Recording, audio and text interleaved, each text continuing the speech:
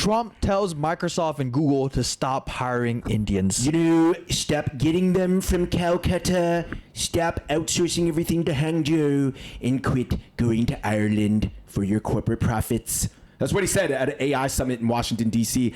And basically, he has like an American first policy, but that's just what he says in the speech. There's no way to actually force the corporations to do it because the corporations, they want, like, if you want to frame it this way, like nerd slave labor. Right. No, I mean, there's an economic argument and there's a social argument, right? Economically, I don't think you can dispute that Indians and Chinese that are in America that came from those countries and coming to work in America is not economically beneficial to America, right?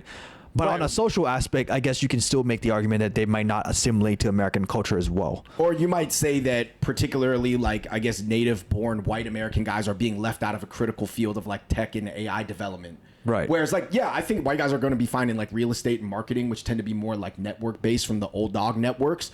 But in terms of, like, this new field of, like, tech and AI, it is almost all Chinese and Indian. Yeah. And I think it's like in this world, it's, in America in 2025, it's just more race-based now. Whereas before in the 80s or 90s, you're importing Germans and, back in the day, Germans are really smart and stuff. I'm not saying they're not anymore, but, it's fine back in the day, but I don't know. It's different now. Yeah. Oppenheimer, Einstein, they were good. They were from Germany. But I don't know about Sundar and Xiaoyang.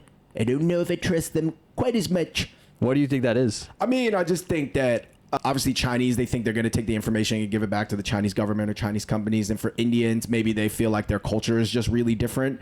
Because, like, it's interesting. Indians are more similar to white people at a baseline, but Indians also assimilate less to white people when they get here. Right.